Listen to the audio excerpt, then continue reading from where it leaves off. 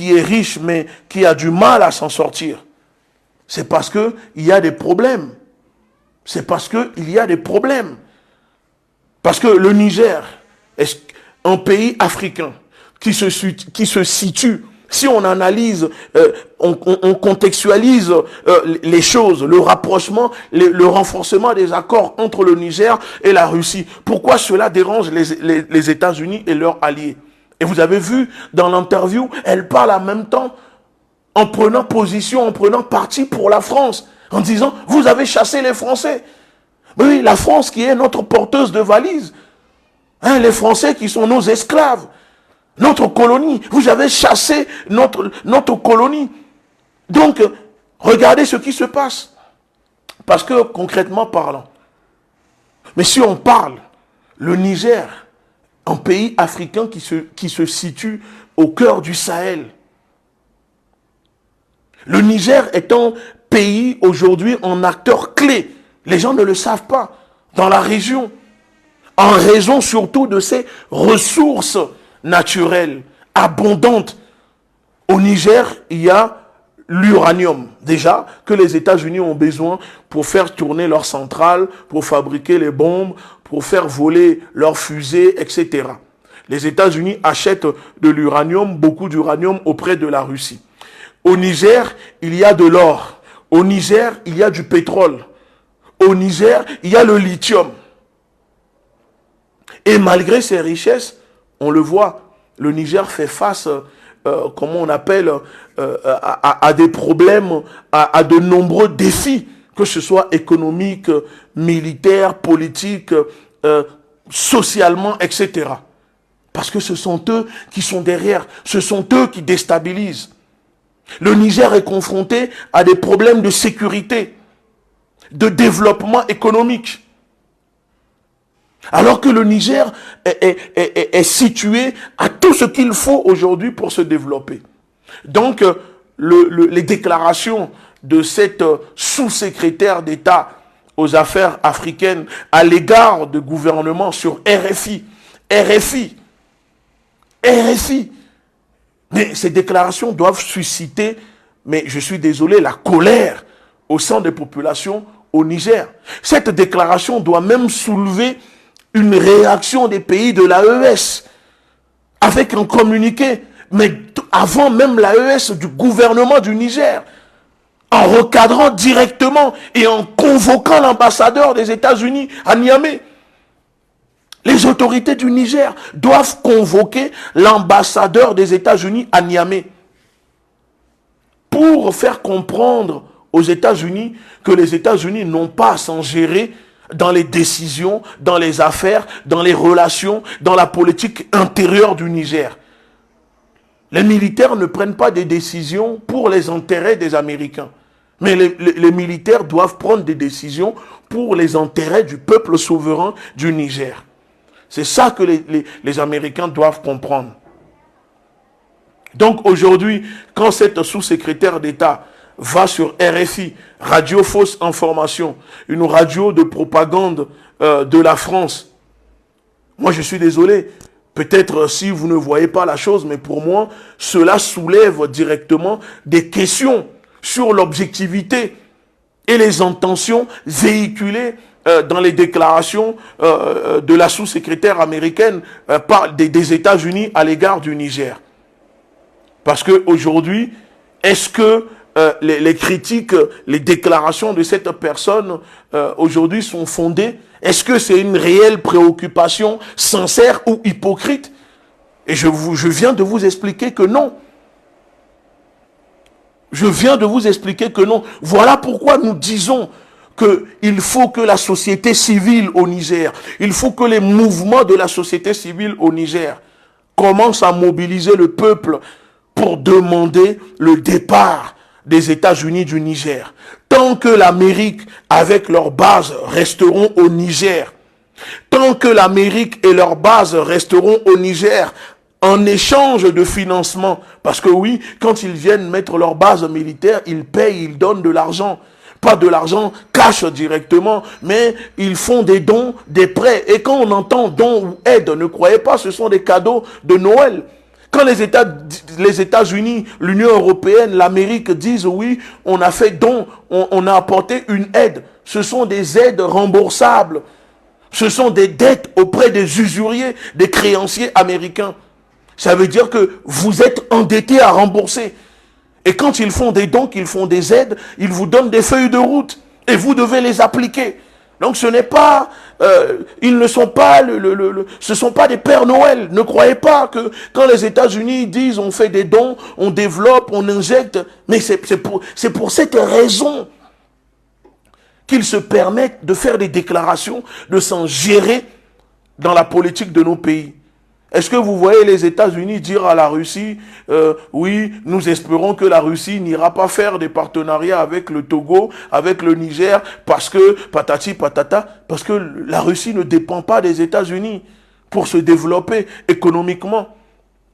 Et je vous parle de choses, par exemple, qui sont graves.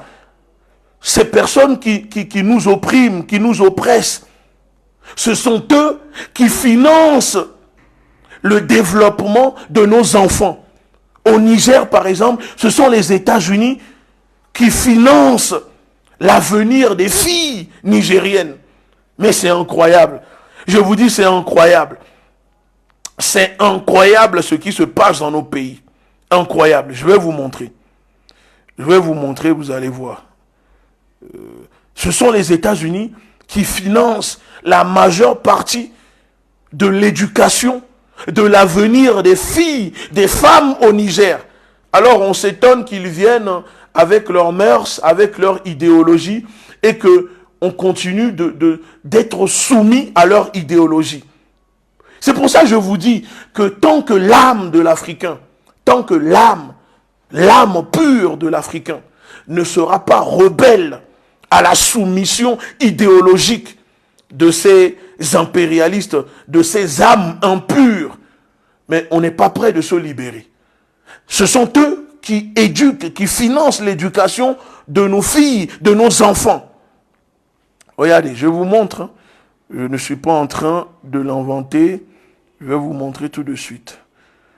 C'est pour ça que les États-Unis se permettent de s'en gérer. Et c'est pour ça qu'elle dit que les États-Unis contribuent au développement économique du Niger. Donc les États-Unis ont leur mot à dire dans la situation du pays. Regardez. C'est le gouvernement américain qui investit 4,5 millions de dollars dans l'avenir des filles nigériennes. C'est le gouvernement américain qui investit en majorité dans l'avenir des filles nigériennes. Donc vous imaginez bien, que ces ONG qui vont travailler, faire les choses, font la propagande et injectent l'idéologie, la mentalité, ce qu'ils veulent des États-Unis aux Africains. Cela me fait penser toujours à cette même méthode qu'ils utilisaient pendant la colonisation et pendant l'esclavage.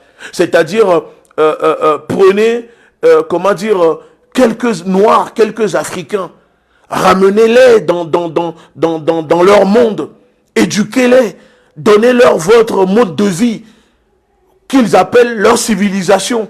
Ensuite, remettez-les parmi les autres, et ils sont capables de contrôler le reste de la population.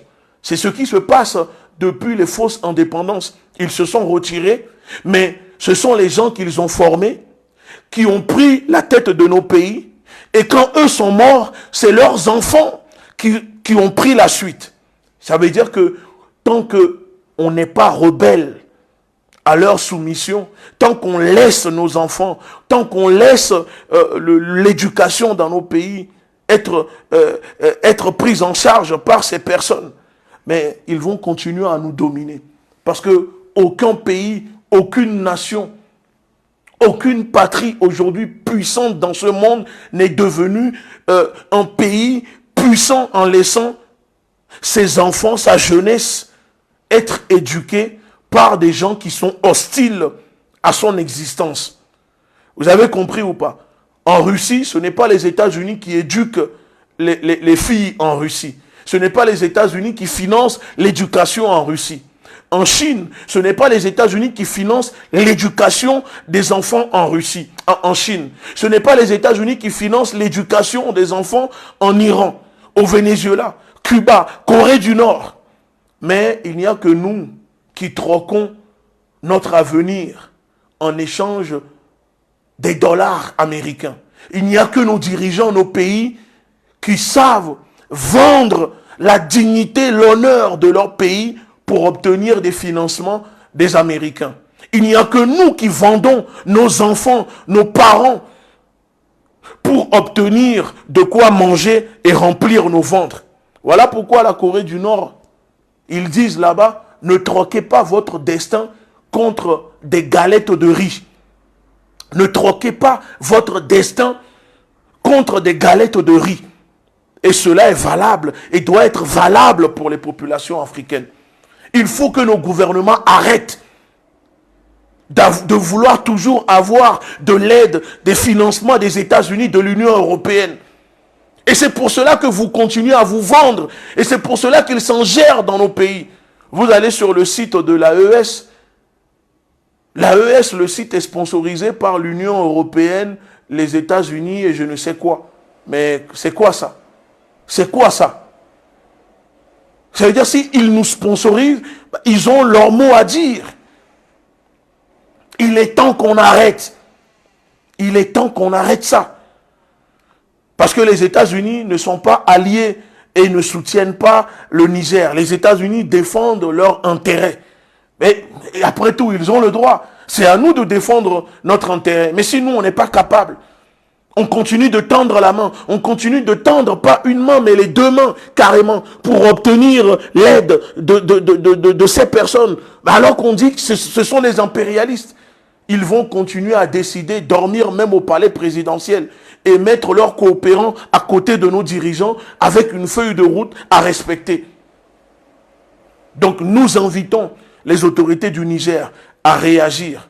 Il faut convoquer l'ambassadeur ou l'ambassadrice des États-Unis à Niamey pour faire comprendre aux États-Unis que les États-Unis n'ont rien à dire sur la politique intérieure du Niger. Que vous n'êtes pas là pour défendre l'intérêt américain, mais plutôt l'intérêt du Niger. Voilà ce que je voulais expliquer, décrypter aux populations africaines. Les déclarations de cette dame sont des menaces, sont des intimidations à l'égard des autorités du Niger. Regardez l'état de la chose. Regardez cette impureté qui se permet de faire des déclarations, de menacer, de dire des choses infâmes. Regardez l'impureté de cette personne. C'est elle-là qui a le droit de parler des problèmes des Nigériens. C'est elle comme ça là. Regardez la chose comme ça. Regardez la chose comme ça. Alors pour finir, je fais encore une fois écouter l'interview donnée pour clôturer et réécoutons. Elle explique ce matin que l'offre de partenariat entre Washington et Niamey reste sur la table aux mêmes conditions. Nous avons prouvé que nous pouvons les aider, eux et leurs partenaires de la région, à s'attaquer à la menace terroriste. Et il se trouve que nous avons aussi un bilan économique très solide, qui a contribué significativement au développement du Niger. Il y a eu beaucoup de discussions sur la mise en place d'un calendrier électoral crédible et rapide. Il y a bien sûr aussi la libération du président Bazoum, et vous avez vu que plus tôt ce mois-ci, la junte a relâché son fils, qui est injustement détenu. Nous n'avons pas d'objection à ce que des pays diversifient leurs partenariats. Évidemment, s'ils choisissent d'avoir un partenariat avec un pays comme la Russie, ce sera compliqué. Je pense que s'ils regardent juste à l'ouest, au Mali, et qu'ils voient l'augmentation du nombre de victimes civiles et l'augmentation des attaques depuis que la junte au pouvoir a invité le groupe Wagner et a expulsé les Français, c'est un exemple que je ne voudrais pas suivre et que la plupart des gens ne voudraient pas suivre pour gouverner un pays. Donc nous espérons qu'ils prendront la bonne décision. Voilà l'interview donnée par la sous-secrétaire d'État américaine aux affaires africaines à RFI, une radio hostile à la politique du Niger. C'est un message clair et net. Message clair et net. Alors maintenant, je vous demande de contribuer à l'analyse vidéo que je viens de donner. Est-ce que selon vous, vous êtes d'accord avec moi que l'interview, les déclarations de cette personne sont des menaces, des intimidations voilées directement à l'encontre des autorités du Niger pour faire comprendre aux autorités, attention, il y a des limites qu'il ne faut pas franchir. Si vous les franchissez avec la Russie, les conséquences seront terribles. Est-ce que vous êtes d'accord avec moi? Répondez dans les commentaires et je vous dis à très bientôt. Excellente dimanche. Prenez soin de vous et excellente journée. À très bientôt. Merci.